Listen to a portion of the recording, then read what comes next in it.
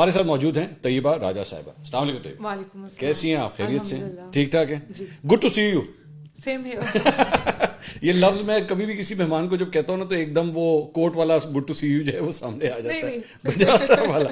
کیسی ہیں آپ؟ الحمدللہ. بڑی دیر سے ہم آپ کا یہ انٹرویو کرنا چاہ رہے تھے. تھینک یو سو مچ کہ آپ نے ہمارے لیے وقت نکالا. It's a pleasure to have you over here. مجھے سب سے پہلے اپنے بارے میں بتائیے. طیبہ راجہ کو لوگ جو ہیں وہ مطلب سوشل میڈیا سے جانتے ہیں, ٹویٹ سے جانتے ہیں, انٹرویوز سے, تصویروں سے جانتے ہیں, لیکن آپ کا تعلق کہاں سے؟ کس طرح آپ کا یہ سیاست میں تو پتہ نہیں, مجھے کہہ سکتا ہوں کہ نہیں انٹری ہوئی یا نہیں, لیکن پولیٹیکلی اتنی ایکٹیو کس طرح ہو گئی ہیں آپ؟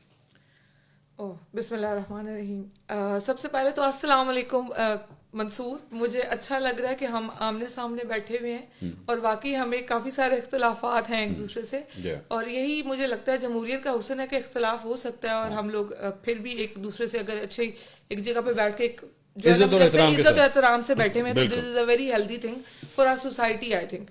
اچھا, میں طیبہ راجہ ایک عام پاکستانی شہری ہوں اور میں بالکل کسی سیاسی مقصد یا ٹارگٹ کے تحت پاکستان تحریک انصاف کے ساتھ نہ جڑی اور نہ اب تک ایسی کسی چاہ پہ تھی.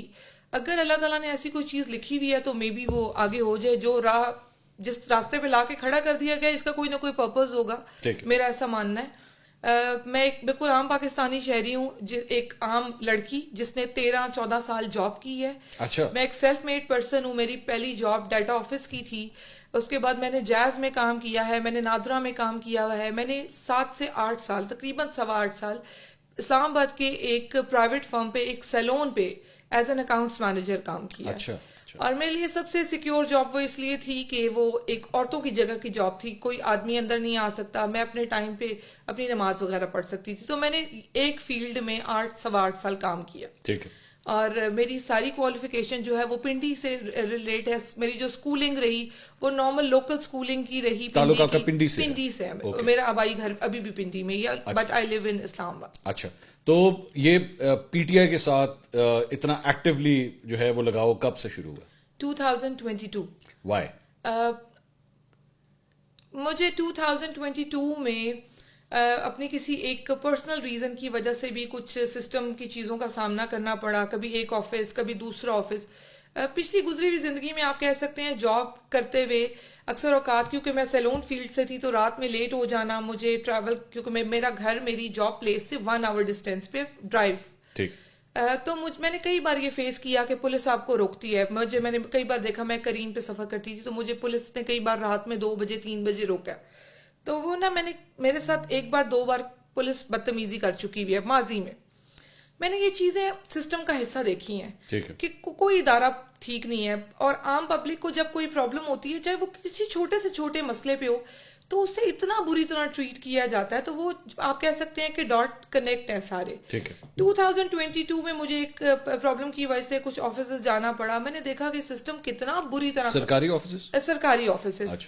تو مجھے اندازہ ہو کہ یہ کیا مطلب, یہ کیا ملک رہنے کے قابل ہے, یہاں کیسے رہے. جب رجیم چینج ہوا تو مجھے بہت غصہ تھا. نہیں, لیکن 2022 سرکاری دفاتر, اس میں تو خان صاحب کی گورنمنٹ تھی. نہیں, یہ ہو چکا تھا, خان صاحب کی گورنمنٹ جا چکی تھی. اس کے بعد رجیم چینج ہو چکا ہوا تھا اور چیزیں نا جیسے کلیکٹ ہوتی گئیں ایک ساتھ.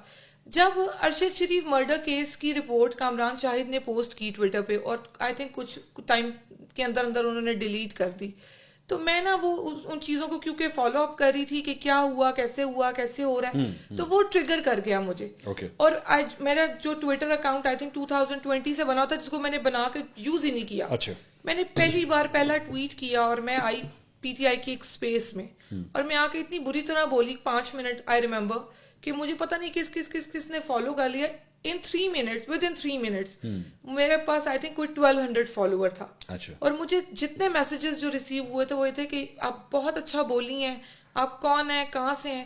تو مجھے پہلی بار لگا کہ میرا بولنا طاقت رکھتا ہے, پہلی بار مجھے لگا. اور پھر وہ دن اور پھر 6 ماہ آئی تھنک میرے ٹویٹر پہ گزرے, اور 6 ماہ بعد میں جیل میں تھی. Only 6 months. اچھا. اور آئی واز ان جیل.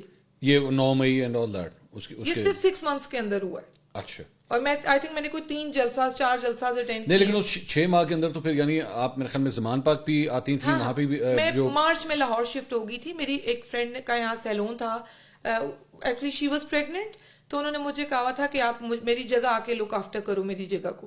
تو میں اس جاب کے سلسلے میں مارچ میں لاہور آ گئی تھی. ٹھیک, لیکن آپ تو وہ جاب سے زیادہ تو آپ میرے خیال میں وہاں پہ نظر آ رہا تھا کہ آپ بہت ایکٹیو تھی. نہیں, ایکچولی یہ ہوتا تھا کہ سیلون ٹائمنگ میری ہوتی تھی 11 to 5. اچھا, 11 to 4 کام کمپلیٹ ہو گیا, کیونکہ ایز این آنر میں دیکھ رہی تھی اس جگہ کو, تو 4-5 میں فری ہو جاتی تھی. تو میں 4 o'clock فری ہوتی تھی, تو میں زمان پاک آ جاتی تھی شام میں. تو وہ کہتے تھے جی یہ روز تیار ہو کے آ جاتی ہیں, حالانکہ میں صبح 11 بجے سے تیار ہوئی بھی ہوتی تھی. میری جاب ایسی تھی, جاب فیلڈ میری ایسی ہے کہ میں صبح تیار ہوگی تو پھر میں نے رات تک تیار رہنا ہے. تو شام کو میں زمان پاک آ کے بیٹھ جاتی. وہ آپ کے اوپر الزام لگتے تھے کہ یہ تیار ہو کے آتی ہیں یہاں پہ. ہاں جی, ہاں جی, اور یہ ٹکٹ کے لیے آتی ہیں اسپیسیفکلی. ٹکٹ کے لیے. اچھا, وہ الیکشن والا ٹکٹ. ہاں, آئی ریمبر کہ جب خان صاحب کے گھر پہ اٹیک ہوا تو وومن ونگ کی خواتین جب شام میں پہنچی تو انہوں نے مجھے کہا کہ آج لاسٹ ڈے تھا تو تم نہیں گئی پیپر سبمٹ کروانے. تو میں نے ان سے کہا کون سے پیپرز؟